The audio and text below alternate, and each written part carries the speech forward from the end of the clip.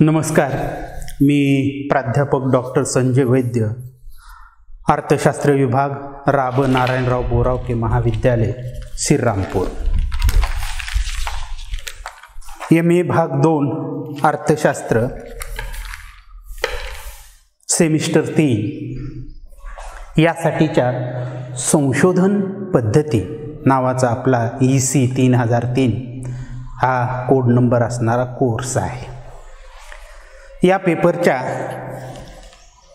तिसऱ्या युनिटच्या संदर्भात आपण यापूर्वी तथ्यसंकलनाच्या पद्धती या संदर्भात विश्लेषण केलं।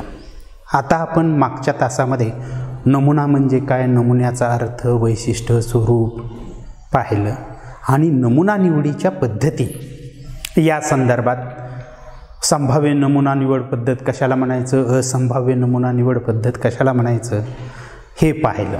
कारण नमुना निवड पद्धतीच्या ढोबळमानानं 2 प्रकारामध्ये वर्गीकरण केलं जातं किंवा 2 प्रकार पाडले जातात। संभाव्यता नमुना निवड पद्धत, शक्यता नमुना निवड पद्धत, की जेव्हा अभ्यास विश्वातून नमुन्यात एककाची निवड होण्याची शक्यता संख्याशास्त्रीय दृष्टिकोनातून व्यक्त करता येते, अशा नमुना निवडीच्या पद्धतीला आपण संभाव्यता नमुना निवड पद्धत असे म्हणतात। आणि जेव्हा अशी शक्यता की अभ्यास विश्वातील एककाची नमुन्यात समाविष्ट होण्याची शक्यता संख्याशास्त्रीय स्वरूपात सांगता येत नाही, शक्यतेच्या स्वरूपात त्या शक्यतेचं प्रमाण सांगता येत नाही, अशा नमुना निवड पद्धतीला आपण असंभाव्यता नमुना निवड पद्धत किंवा गैरसंभाव्यता नमुना निवड पद्धत असं म्हणतो।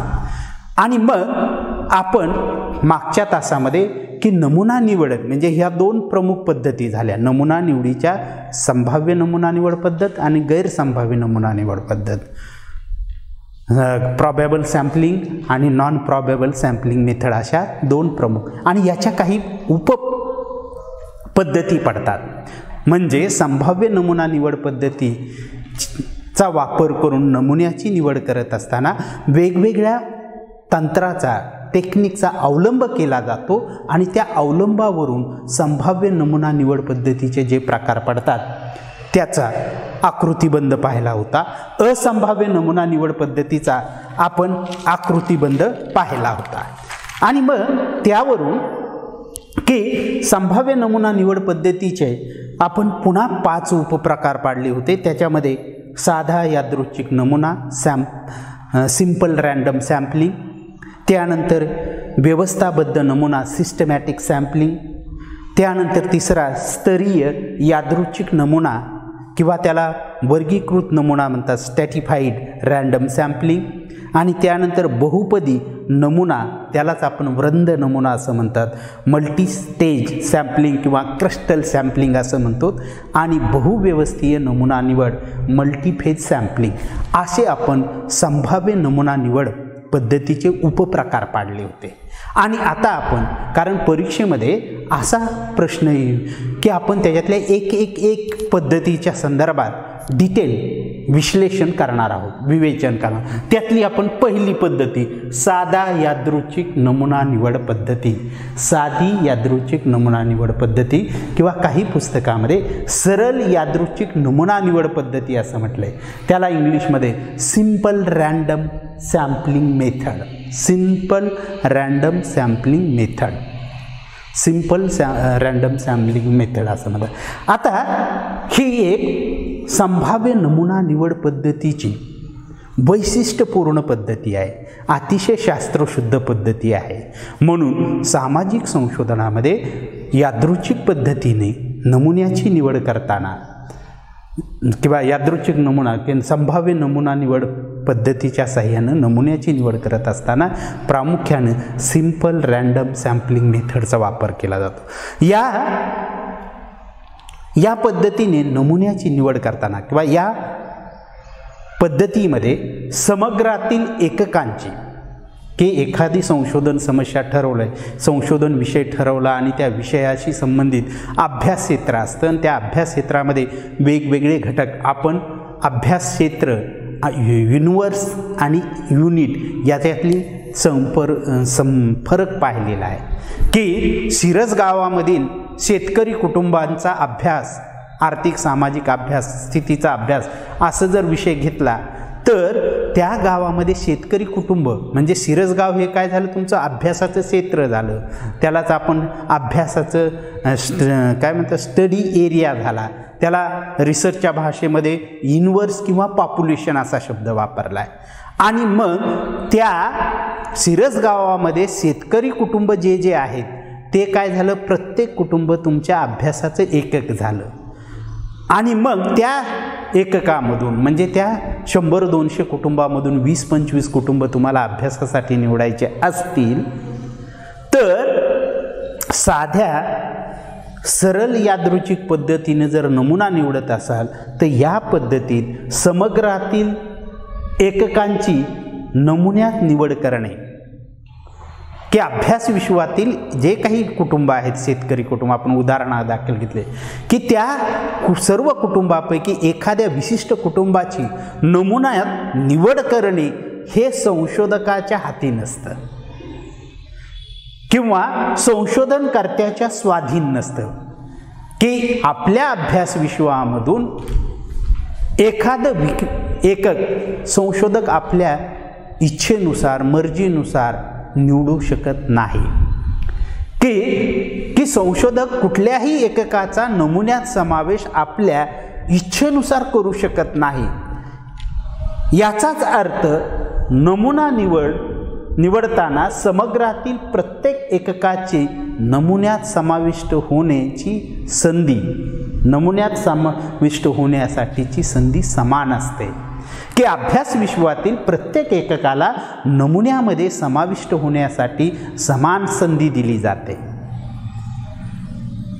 म्हणजे की सरळ यादृच्छिक नमुना निवड पद्धतीनं नमुन्याची निवड करत असू तर संशोधकाला आपल्या अभ्यास विश्वातून कुठल्याही अभ्यास एककाची निवड नमुन्या गटात आपल्या इच्छेनुसार करता येत नाही किंवा नमुना गटामध्ये कोणत्याही एककाचा समावेश संशोधनकर्ता स्वतःच्या इच्छेनुसार स्वतःच्या हेतूनुसार करू शकत नाही. म्हणजे की अभ्यास विश्वातील की समजा त्या शिरस गावामध्ये आपण उदाहरण की 200 कुटुंब आहेत तर त्या 200 कुटुंबाला पैकी आपण 20 कुटुंब अभ्यासासाठी निवडत असेल तर त्या 200 कुटुंबाला समान संधी दिली जाते की तुम्हाला त्यामध्ये निवडण्याची, कुठेही पक्षपात केला जात नाही. अशी समान संधी दिली जाते. यादृच्छिक याचाच अर्थ, यादृच्छिक याचा अर्थ काय आहे तर प्रत्येक एककाला नमुन्यात समाविष्ट होण्याची संधी ही त्याच्या नशिबावर अवलंबून असते किंवा त्याच्या दैवावर अवलंबून असते की एखादं विकास की 200 कुटुंबापैकी अभ्यासासाठी जे 20 कुटुंब निवडले जाणार आहेत त्या 20 मध्ये निवड होणे, एखाद्या कुटुंबाची निवड होणे हे त्याच्या नशिबावर अवलंबून असतं, हे त्याच्या दैवावर अवलंबून असतं. म्हणजे सरळ यादृच्छिक नमुना निवड पद्धतीच्या साहाय्यानं नमुन्याची निवड करत असताना संशोधक आपल्या अभ्यास विश्वातून एककाची निवड नमुना गटात स्वतःच्या इच्छेनुसार करू शकत नाही. ते एककाची निवड नमुन्यात होणे हे सर्वतः त्या एककाच्या नशिबावर किंवा दैवावर अवलंबून असतं. याचाच अर्थ म्हणून याला आपण साधा यादृच्छिक नमुना निवड पद्धत असे म्हणतो. म्हणजे की ही पद्धती अतिशय शास्त्रशुद्ध आहे. सामाजिक संशोधनाच्या दृष्टीनं आवश्यक प्रातिनिधिक नमुन्याची निवड करण्याच्या दृष्टीनं ही पद्धती अतिशय सोपी, सरळ आणि शास्त्रीय आहे. या ठिकाणी अभ्यासासाठी नमुना गट निवडताना कुठलाही पक्षपात केला जात नाही. संशोधक नमुन्याच्या निवडीच्या बाबतीत तटस्थ वृत्ती बाळगतो, कुठलाही पक्षपात करत नाही. ज्याचा नंबर येईल त्याच्या किंवा ज्याच्या दैववादाच्या नुसार ज्याची नशिबानुसार ज्या एककाची निवड होईल तो एकक नमुना गटात समाविष्ट होतो आणि त्याच्या साहाय्यानं अभ्यास विश्वासंदर्भात अभ्यास केला जातो. म्हणजे त्या नमुन्याच्या साहाय्यानं अभ्यास करून ते निष्कर्ष अभ्यास विश्वासंबंधात आहेत ग्राह्य धरलं जातं, कारण हा नमुना निवडीचे अत्यंत उपयुक्त वैशिष्ट्यपूर्ण, कारण या नमुना निवडीमध्ये कसलाही पक्षपात होत नाही. संशोधनकर्ता नमुना निवडीच्या बाबतीत तटस्थ असतो. म्हणून की या पद्धतीने समग्रातून नमुन्याची निवड किंवा एककाची निवड करण्यासाठी विविध पद्धतीचा अवलंब केला जातो, की सरळ किंवा साधा यादृच्छिक नमुना निवड पद्धतीच्या साहाय्यानं नमुन्याची निवड करत असताना अनेक पद्धती, अनेक टेक्निक वापरल्या जातात आणि त्यानुसार या साधा यादृच्छिक नमुना निवड पद्धतीच्या काही उपपद्धती आपल्याला पाडता येतात आणि त्या पद्धतीमध्ये प्रामुख्यानं लॉटरी पद्धती, त्यानंतर कार्ड किंवा तिकीट प्रणाली किंवा ग्रीड पद्धती, नियमित अंकेशन पद्धती, अनियमित अंकेशन पद्धती आणि कोटा नमुना पद्धती, कोटा निवड पद्धती, अशा प्रमुख 6 पद्धतीचा टेक्निकचा वापर साध्या नमुना निवडीसाठी केला जातो. साधा यादृच्छिक नमुना निवडीसाठी 6 टेक्निक वेगवेगळ्या वापरल्या जातात आणि त्याच्या साहाय्यानं तो नमुना निवडला जातो. म्हणून सरळ यादृच्छिक नमुना निवड पद्धतीच्या या 6 प्रकार. मग या की लॉटरी पद्धती, आता पहिला आपण त्याच्यात विचारात घेऊ की आपण बाजारामध्ये कुठं लॉटरी असते आणि त्या लॉटरीची सोडत जेव्हा होत असते तेव्हा जे नंबर काढले जातात, जे नंबर निवडून काढले जातात, त्यासाठी जी पद्धती वापरली जाते तीच पद्धती नमुना निवडीसाठी यादृच्छिक, सरळ यादृच्छिक नमुना निवडीसाठी वापरली जाते. आता या पद्धतीत अभ्यास विश्वातील एकूण एककांची संख्या की एखाद्या, म्हणजे आता आपण ते सिरसगावचं उदाहरण इथं श्रीरामपूरच्या अनुषंगानं आपण जवळ ग्रामीण भाग आहे त्याचा घेतलेला आहे, की समजा आपण दुसरं उदाहरण घेऊ की महाविद्यालयात पदव्युत्तर शिक्षण घेणाऱ्या विद्यार्थ्यांची वाचण्याची क्षमता किंवा बुद्धिमत्तेचा अध्ययन, बुद्धिमत्ता क्षमतेचा अध्ययन हा विषय आहे अभ्यास. आणि त्या 200 विद्यार्थ्यांमधून की 200 काय झालं की महाविद्यालयात पदव्युत्तर वर्गात शिकणारे 200 जे विद्यार्थी आहेत ते काय झालं, तुमचं अभ्यासाचं विश्व, म्हणजे पदव्युत्तर विभागात काय झाला महाविद्यालयातील ते अभ्यासाचं विश्व झालं. आणि त्या विश्वामध्ये 200 एकक म्हणजे 200 विद्यार्थी आहेत आणि त्या 200 पैकी आपल्याला फक्त अभ्यासासाठी 20 विद्यार्थ्यांचा नमुना गट निवडायचा आहे. आता हा नमुना गट लॉटरी पद्धतीनं कसा निवडायचा, तर त्यासाठी काय केलं जातं की त्या 200 विद्यार्थ्यांची एका म्हणजे कागदाच्या तुकड्यावर, म्हणजे कागदावर, स्वतंत्र कागदावर त्यांचे रोल नंबर आणि त्यांची नावं लिहिली जातात आणि त्या प्रत्येक कागदाची अशी न दिसेल अशी घडी मारली जाते, घडी पाडली जाते, त्याला आपण चिठ्ठ्या म्हणतो. आणि मग त्या चिठ्ठ्या एकत्र अशा मिसळल्या जातात किंवा एकत्र केल्या जातात आणि मग त्या चिठ्ठ्यामधून रँडमली, सहजगत्या किंवा डोळे झाकून 20 चिठ्ठ्या बाजूला काढल्या जातात. त्या 20 चिठ्ठ्यामध्ये ज्या क्रमांकाने ज्या विद्यार्थ्याचं नाव आहे, जो हजेरी क्रमांक आहे आणि ज्या विद्यार्थ्याचं नाव आहे त्याचा समावेश त्या अभ्यासाच्या नमुन्यामध्ये होतो. म्हणजे अशा पद्धतीनं जेव्हा नमुन्याची निवड होते त्याला म्हणायचं लॉटरी पद्धतीने निवडलेला यादृच्छिक नमुना.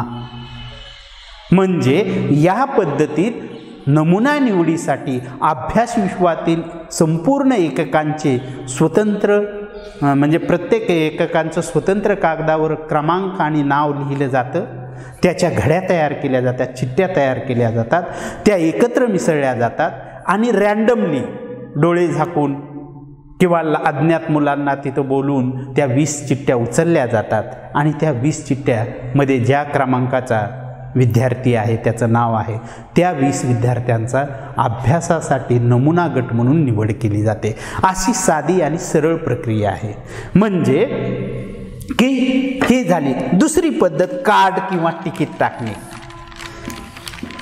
कार्ड किंवा तिकीट प्रणाली, की या पद्धतीनं साध्या यादृच्छिक नमुना, कार्ड किंवा तिकीट प्रणालीच्या साहाय्यानं साध्या यादृच्छिक नमुन्याची निवड करत असताना अभ्यास विश्वातील सर्व एककांची सर्व एककांची सर्वप्रथम एकाच आकाराच्या, एकाच रंगाच्या, एकाच साईजच्या जाड कार्डवर किंवा तिकिटावर नावे किंवा क्रमांक लिहिला जातो. क्रमांक आणि नावे लिहिली जातात. म्हणजे 200 विद्यार्थी असतील तर त्या 200 विद्यार्थ्यांचे 200 एकसारखे दिसणारे 200 कार्ड, एकाच रंगाचे, एकाच आकाराचे, एकसारखे दिसणारे असे कार्ड किंवा तिकीटं घेतली जातात आणि त्या कार्ड आणि तिकिटावर त्या विद्यार्थ्याचा क्रमांक आणि नाव लिहिलं जातं. आणि मग ही 200 कार्ड एका ड्रममध्ये टाकले जातात, की हे 200 कार्ड एकत्र मिसळले जातात, एका ड्रममध्ये टाकले जातात आणि तो ड्रम असा 50 वेळा हलवला जातो. आणि मग ही प्रक्रिया झाल्यानंतर त्यामधून एक कार्ड काढलं जातं. आपल्याला 20 कार्ड काढायचे समजा, एक कार्ड काढलं जातं, एक कार्ड काढून बाजूला ठेवलं जातं, पुन्हा तो ड्रम 50 वेळा हलवला जातो, असं दुसरं कार्ड काढलं जातं, पुन्हा तिसरं 50 वेळा हलवलं जातं आणि पुन्हा तिसरं कार्ड. ही प्रक्रिया की आपल्याला नमुन्यात किती एकक निवडायचे तोपर्यंत चालवली जाते. आणि अशा पद्धतीनं ज्या कार्डची निवड केली आहे त्या कार्डवरील विद्यार्थी हा नमुना गटात समाविष्ट होऊन त्याच्याकडून माहिती गोळा करून त्या विषयासंदर्भात अभ्यास केला जातो. की सरळ साधी पद्धती, की अभ्यास विश्वामध्ये अभ्यासाशी संबंधित किती एकक आहेत त्या सर्वांची स्वतंत्र सारख्या दिसणाऱ्या, सारख्या आकाराच्या, सारख्या रंगाच्या कार्डवर नावानुसार यादी, क्रमांक आणि नावानुसार नाव आणि क्रमांक लिहायचे आणि ते वर्णमालेनुसार लिहितात किंवा क्रमांकानुसार 1-2 लिहितात. आणि मग ती कार्ड एका ड्रममध्ये टाकायची, तो ड्रम 50 वेळा हलवायचा, एक कार्ड काढायचं, बाहेर काढायचं, पुन्हा तो 50 वेळा हलवायचा, दुसरं कार्ड काढायचं, पुन्हा तिसऱ्यांदा तसंच करायचं. की समजा आपण सांगितलं की 200 विद्यार्थ्यामधून पदव्युत्तर वर्गात शिकत असणाऱ्या 200 विद्यार्थ्यामधून आपल्याला अभ्यासासाठी 20 विद्यार्थी निवडायचे, तो 20 वेळा 50 वेळा तो ड्रम हलवावा लागतो. आणि मग त्याच्यातून असे 20 कार्ड अचानक पद्धतीने काढले जातात.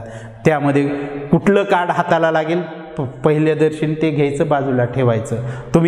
तुम्ही जर रविवारी रंगोली कार्यक्रम पाहत असाल आणि त्यामध्ये त्या प्रेक्षकांची, श्रोत्यांची पसंत असते, श्रोते त्या आकाशवाणीकडं वेगवेगळे कार्ड पाठवले जातात.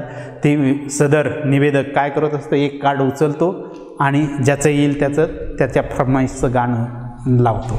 तशाच पद्धतीनं या ठिकाणी देखील कार्ड किंवा ग्रीडी पद्धतीचा अवलंब करून सरळ यादृच्छिक नमुन्याची निवड केली जाते. आता त्यानंतर ग्रीड पद्धती ही एक वैशिष्ट्यपूर्ण पद्धत आहे. की समजा अभ्यासातील विश्व, भौगोलिकदृष्ट्या अभ्यास विश्व हे विशाल आणि विखुरलेलं आहे, की विशाल आहे आणि विखुरलेला आहे आणि अभ्यास विश्वामधील एककांची ही संख्या फार मोठी आहे. तेव्हा सरळ यादृच्छिक नमुना निवडीसाठी ग्रीड पद्धतीचा अवलंब केला जातो. ग्रीड पद्धतीमध्ये काय केलं जातं की त्या अभ्यास क्षेत्राचा भौगोलिक नकाशा समोर ठेवला जातो आणि त्या भौगोलिक नकाशावर सारख्या आलेख काढला जातो. चौकोन आलेख पत्रावर आपण पेपर असतो तसा आलेख काढला जातो आणि मग किती चौकोन होतात त्या पूर्ण भौगोलिक क्षेत्राचे, तर त्या प्रत्येक चौकोनाला 1, 2, 3, 4, 5 असे नंबर दिले जातात. समजा आपण उदाहरणामध्ये पाहायचं असेल तर महाराष्ट्र राज्यातील लोकांचे, जनतेचा आर्थिक, सामाजिक, सांस्कृतिक मनोवृत्तीचा अभ्यास असा एक अभ्यासाचा विषय आहे संशोधनाचा. तर महाराष्ट्र राज्य हे काय झालं, तुमचं अभ्यासाचं विश्व झालं. आणि महाराष्ट्र राज्यातील सर्व लोकसंख्या जनता हे अभ्यासाचे एकक झाले. महाराष्ट्राची लोकसंख्या आता जर प्रौढ लोकसंख्या म्हणलं तरी, नाही म्हणलं तरी एक 6-7 कोटीच्या वर असेल. 11 कोटी एकूण लोकसंख्या, त्याच्यात प्रौढ जागतिक लोकसंख्या ही 7-8 कोटी असेल. ती 7-8 कोटीची लिस्ट करता येत नाही. तेवढी माहिती अभ्यास कुठल्या संशोधकाला शक्य नाही. त्यावेळेस संशोधक काय करत असतो, महाराष्ट्र राज्याचा भौगोलिक नकाशा घेतो आणि त्या नकाशावर असे समान आकाराचे चौकोन आलेख पत्रासारखे काढतो.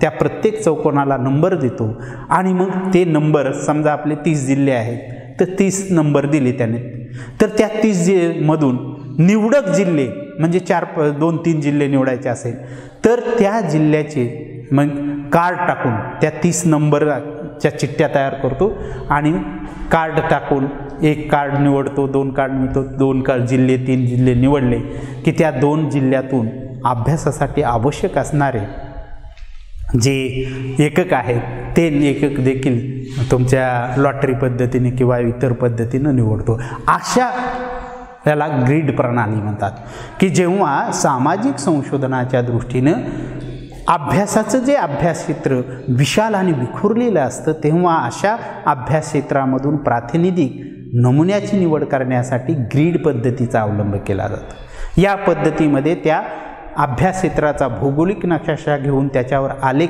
काढला जातो आणि त्या आलेखातील प्रत्येक चौकोनाला नंबर देऊन त्या चौकोनांची निवड ही कशी केली जाते, रँडमली म्हणजे दैव पद्धतीनं केली जाते.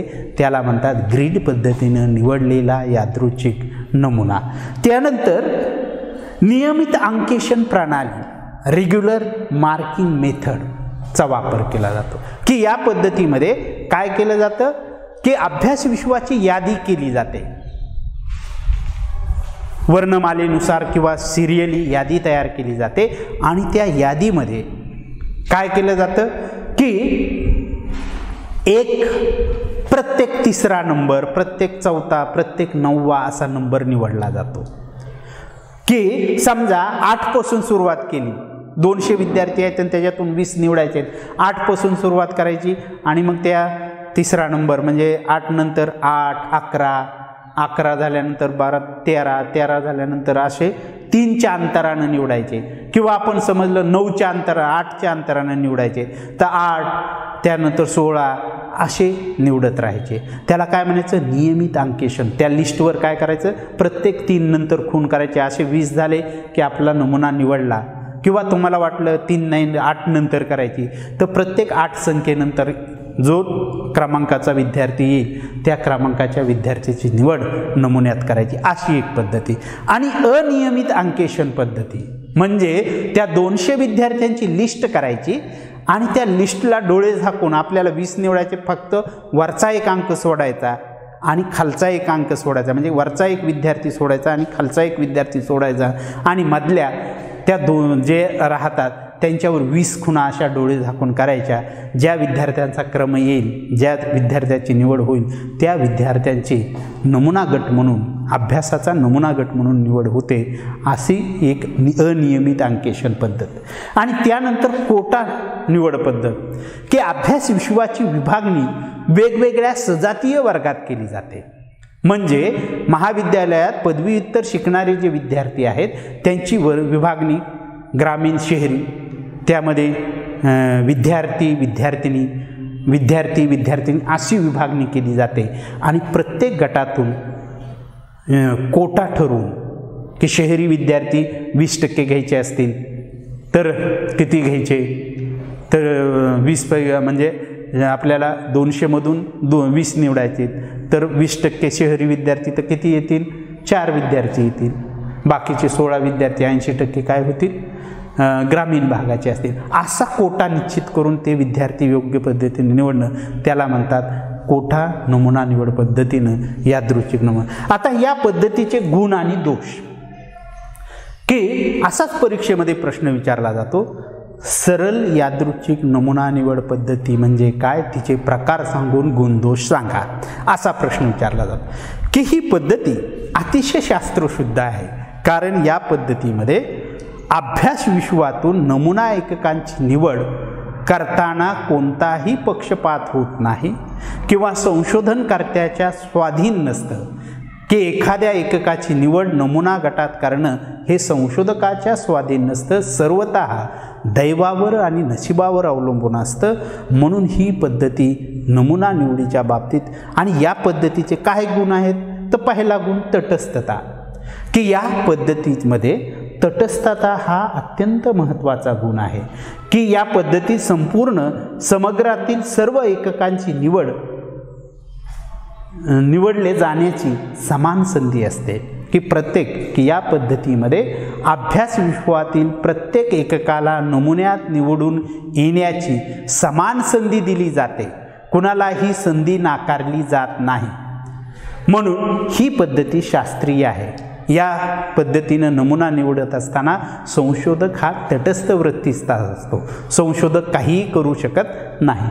दुसरी सरलता, की ही पद्धतीचा वापर करून जर नमुन्याची निवड करायची असेल तर ही पद्धती अतिशय सोपी आणि सरळ आहे. या पद्धतीनं नमुन्याची निवड करत असताना कुठल्याही पूर्वज्ञानाची आवश्यकता नसते किंवा बुद्धीची किंवा पूर्वज्ञानाची आवश्यकता नसते. अभ्यास विश्वातील एककांची लिस्ट करायची, कार्ड टाकायचे, लॉटरी टाकायचे, हे साधी प्रक्रिया आहे. यासाठी बुद्धीचा वापर लागत नाही ना, पूर्वज्ञानाची आवश्यकता नसते. त्यानंतर प्रातिनिधिकता, की ही पद्धती शास्त्रशुद्ध आहे आणि त्यामुळं या पद्धतीनं जो नमुना निवडला जातो तो अभ्यास विश्वाचं प्रतिनिधित्व करणारा आहे असं मानूनच अभ्यास केला जातो. म्हणून या पद्धतीनं जो नमुना निवडला जातो तो प्रातिनिधिक आहे, हा एक गुण आहे. आणि त्यानंतर मित्यव्ययता, की तुलनेनं नमुना निवडीच्या इतर पद्धती ज्या आहेत त्यांच्या तुलनेनं ही पद्धत कमी वेळ खर्च करणारी, कमी पैसा खर्च करणारी, कमी श्रम खर्च करणारी आहे. म्हणून मित्यव्ययी पद्धती आहे. आणि या पद्धतीचे प्रमुख 2-3 दोष आहेत, की समग्राची सूची तयार करावी लागते. पहिला दोष या पद्धतीचा, की या पद्धतीनं नमुना निवड करत असताना अभ्यास विश्वात किती एकक आहेत त्याची माहिती करून त्याची लिस्ट तयार करावी लागते. एखाद्या अभ्यासाचं विश्व छोटा असेल तर शक्य आहे, परंतु महाराष्ट्र राज्यासारखा किंवा एखाद्या जिल्ह्याचा अभ्यास करत असो तर त्या जिल्ह्यामध्ये किती लोक आहेत, किती एकक आहेत त्यांची लिस्ट करणं संशोधकाला शक्य नाही. ही प्राथमिक अडचण आहे. आणि दुसरं संपर्क साधणे, की या पद्धतीने जर नमुना गट निवडला तर त्या नमुना गटातील प्रत्येक एककाशी संशोधकाला संपर्क साधण्यामध्ये अडचणी येतात, कारण या नमुना एककाची निवड ही नशिबाच्या साह्यानं, दैवाच्या साह्यानं केलेली असते, संशोधकाच्या इच्छेनुसार केलेली नसते. म्हणून अशा एक अभ्यास एककाशी संपर्क साधणं संशोधकाला कठीण होतं, अडचणीचं होतं. हा एक दोष आहे. आणि सजातीयतेचा अभाव, की या पद्धतीनं नमुना निवडत असताना की अभ्यास विश्वातील सर्वच एककामध्ये एक जिन्सीपणा असेल असं नाही. प्रत्येक एकक वेगवेगळं, त्याची वृत्ती वेगळी असू शकते. आणि त्यामुळं एक प्रातिनिधिक नमुना निवडीच्या बाबतीत काही मर्यादा येऊ शकतात. ह्या 3 प्रमुख अडचणी आहेत.